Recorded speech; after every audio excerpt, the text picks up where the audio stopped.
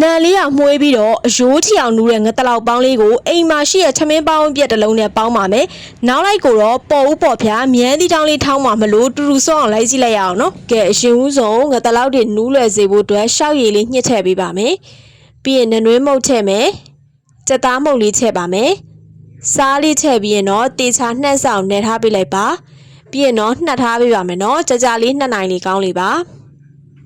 အိုးဖူလိုင်းစီထည့်ပြီးတော့ကြက်သွန်ဖြူနီချင်းလေးစီတက်ပါမယ်။စီကတော့ဒီရွှေဝမြေပဲစီလေးသုံးပါတယ်။ရွှေဝမြေပဲစီကမြမမြေပဲတွေထဲမှာအကောင်းဆုံးလုံးချောလုံးတဲ့မြေပဲဆန်တွေကိုရွေးချယ်တန်းစင်ပြီးထုတ်လုပ်ထားတဲ့100ရာခိုင်နှုန်းမြေပဲတီစစ်စစ်ဖြစ်ပါတယ်။ကြက်သွန်လေးနွန်းသွားပြီဆိုရင်တော့အယောင်နဲ့မုံလေးထည့်ပါမယ်။အယောင်နဲ့မုံလေးနဲ့ခဏမှွေပေးပါမယ်။ပြီးရင်တော့အနှစ်လေးပိုရအောင်ခင်းစင်သီးလေးစိတ်ထည့်ထားပါမယ်နော်။ဒီအနှစ်မှာရတာလေးပိုရှိအောင်ကြက်သားမုံလေးထည့်မယ်။ငင်ပြားလေးနည်းနည်းပေါက်ပါမယ်။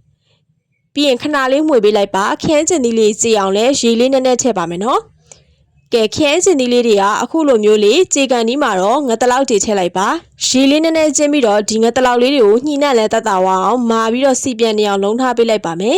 ငတလောက်လေးတွေကစီပြန်သွားပြီဆိုရင်တော့သူ့ကိုအိုးပြောင်းပြီးတော့တည့်ပါမယ်နော်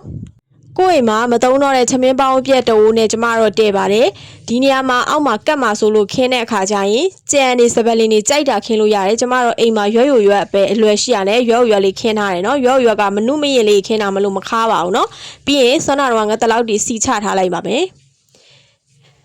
ပြီးရင်စပက်လေးကိုလည်း3မိနစ်လောက်ထည့်လိုက်ပါမယ်နော်ရေလေးထည့်ထားပါမယ်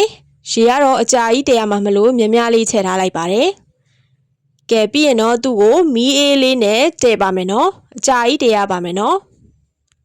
ငတလောက်လေးတည့်ထားတော့မှနောက်လိုက်အတွက်ပိုးပေါ်ဖျားမြန်းသီးတောင်းချင်းဆက်လေးသွားထောင်းပါမယ်မြန်းသီးလေးတွေကိုအခုလိုအလဲအစီလေးထွန်းလိုက်မယ်ပြီးရင်ငပီလေးလည်းမီးကင်ထားလိုက်ပါမယ်ဒါအနံလေးလည်းမှုေးဝအောင်ဗိုက်လည်းမနာအောင်လို့ငရုတ်သီးနဲ့ကြက်သွန်ဖြူလေးကိုလှော်ထားပေးလိုက်ပါမယ်ပြီးရင်တော့ငရုတ်သီးနဲ့ကြက်သွန်ဖြူရည်တွေကိုစားချုံမုံလေးထည့်ပြီးတော့တေချာလေးညက်နေအောင်ထောင်းထားပေးလိုက်ပါမယ်ညက်သွားပြီဆိုရင်တော့မြန်းသီးလေးထည့်ပါမယ်နော်ဒီမြန်းသီးလေးကိုလည်းညက်အောင်လို့ပြန်ထောင်းပေးလိုက်ပါမယ်မြန်းသီးလေးညက်သွားပြီဆိုရင်တော့ဆွမ်းနာမီးကင်ထားတဲ့ငပိလေးထည့်ပါမယ်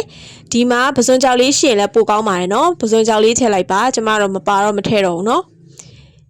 ကဲအခုဆိုရင်တော့မြန်းသီးတောင်းချင်းဆက်လေးရပါပြီနော်ကျမတော့မြန်းသီးတောင်းဆိုရင်အခုလိုကြက်သွန်ဒီစိမ့်လေးနဲ့တုပ်စားရတာပိုကြိုက်ပါတယ်အပေါ်ကနေရွှေမြေပဲစီလေးဆန်းလိုက်ပါရေသွေးကောင်းတဲ့မြေပဲတွေကနေထုတ်လုပ်ထားလို့မြေပဲရတာလဲစိမ့်စိမ့်လေးနဲ့မြေပဲနဲ့လေးကလည်းလုံးဝတင်းနေရပါပဲကဲတဲထားငတလာပေါင်းလေးကြည့်လိုက်တော့အရိုးထီအောင်နူးနေပါပြီအားလုံးပေါင်း6နိုင်နီးပါးလောက်တော့တဲလဲရပါတယ်နော်ကဲအခုဆိုရင်တော့ငတလောက်ပေါင်းလေးလည်းကြက်ပြီဆိုတော့စားပါတော့မယ်နော်ကြည့်ရှုသူတွေအားလုံးကျေးဇူးတင်ပါတယ်ရှင့်နောက်နေ့လည်းနောက်ထပ်ဗီဒီယိုနဲ့အတူပြန်လာခဲ့ပါမယ်နော်